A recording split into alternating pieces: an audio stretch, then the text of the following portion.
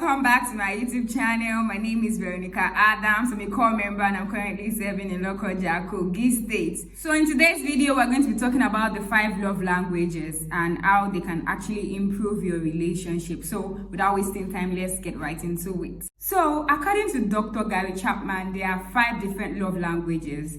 And in no particular order, these are 1. Words of affirmation, number 2, physical touch, number 3, acts of service, number 4, quality time, number 5, gifts. So what then is a love language? A love language is a term that refers to how a person prefers to express love and receive love in return.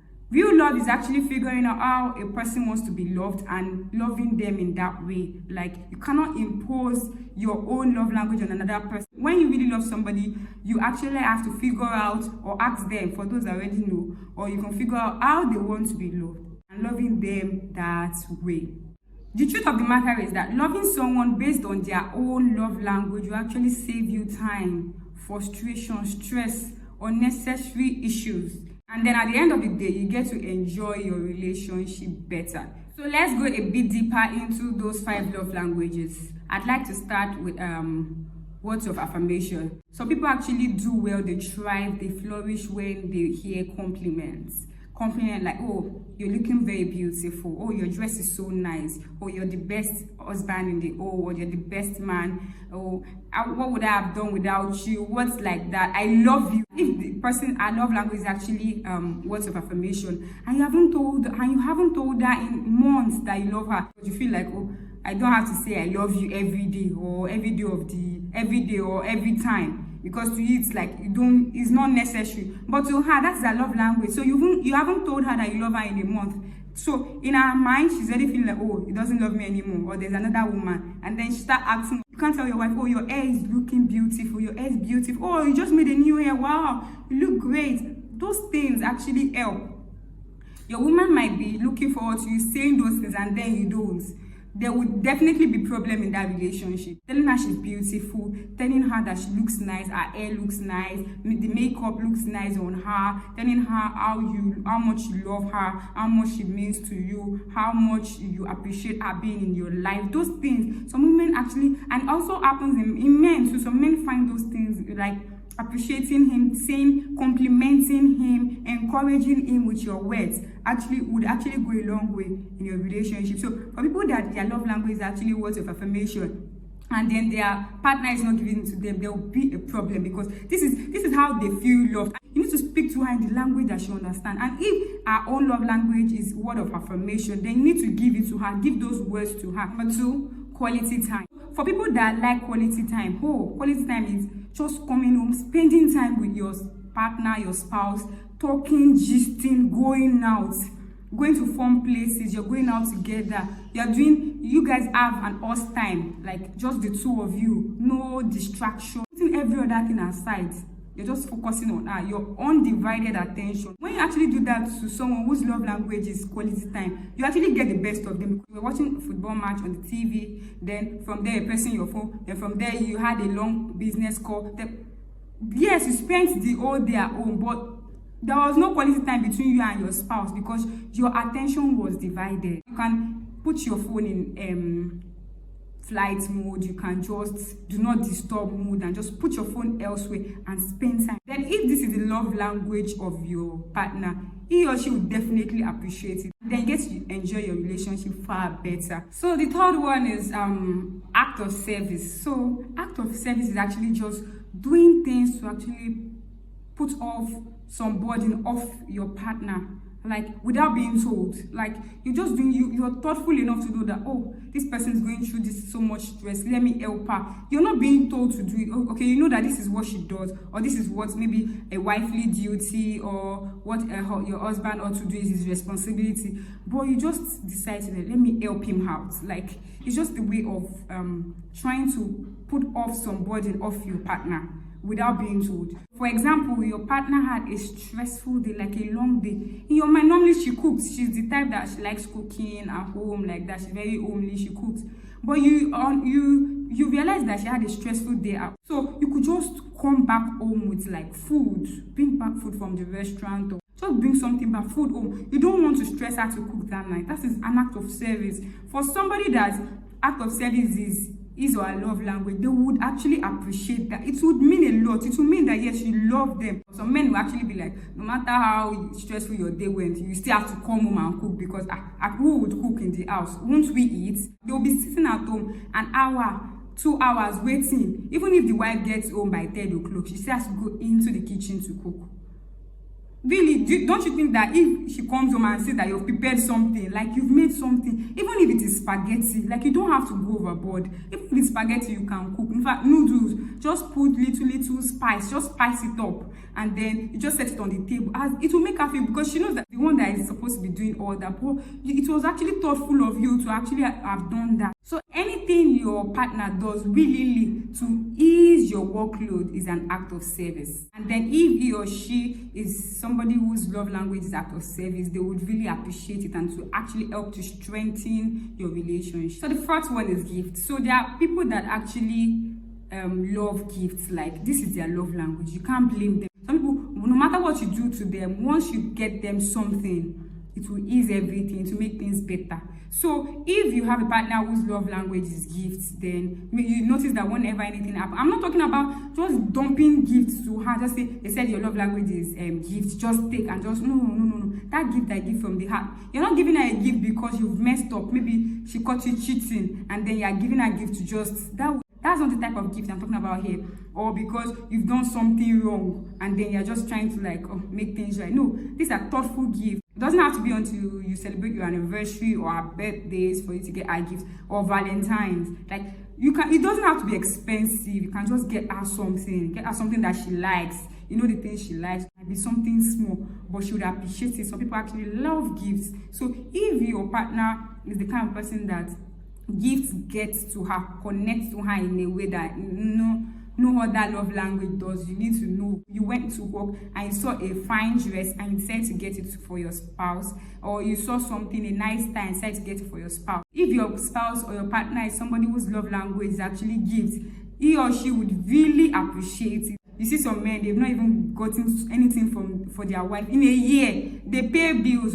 You pay electricity bill, you pay house rent and all that. But aside that, you don't give anything to your wife. You don't even buy it. In a whole year, you've not gotten your wife anything. Maybe on her birthday, that's forcefully on her birthday. Apart from her birthday, there's no reason. And if your partner's love language is gifts, then definitely your relationship would not work as it ought to. That's why you see some women acting up. You'll be wondering, why is she acting this way? It might just be because you're not speaking to her the language that she understands. And maybe while you were dating, you used to get her gift, but once you got married, nothing. You're like, we have a lot of bills to pay.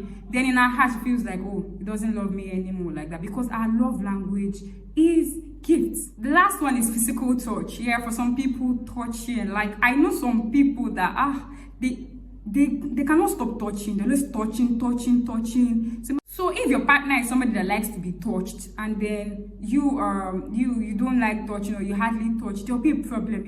That's why I see some people like just holding of hands. They'll even even things, you'll just hold my hands.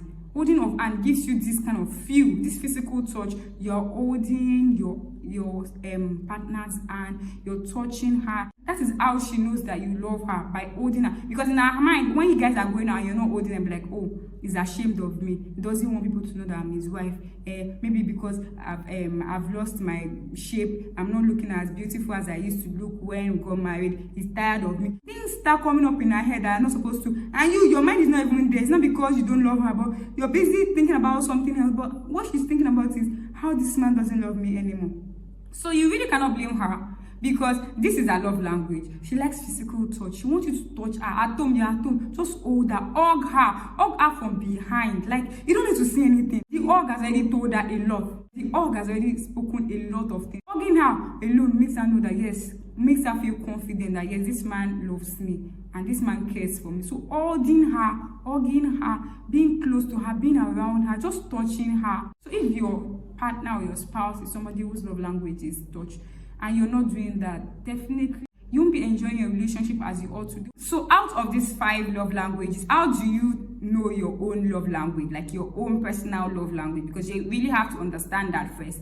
Then you can communicate it to your partner. so that they can know how to express love to you. So how then do you know which is your love language out of these 5? The truth is that all these 5 love languages are actually important in a relationship. If you're touched, you feel loved. If you're given a gift, you feel loved. If your loved one spends time with you, you feel loved. Through words of affirmation, you feel loved. So all these languages are actually very, very important in a relationship.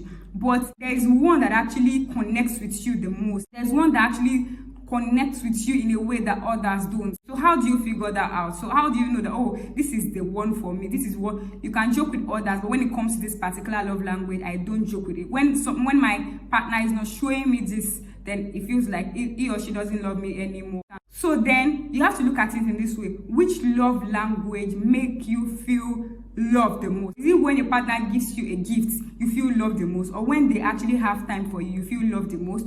Or when they actually give you compliments, words of encouragement or compliments, you feel loved the most? Or it's when they actually show acts of service towards you? Is that when you feel loved the most? So which love language do you know that when your partner does one of these things, you're like you feel joy, you feel like yes, you're loved and all that? And then which of these love languages is it that when your partner doesn't do, you feel off the most? Like what particular love language gives you joy the most when your partner does it?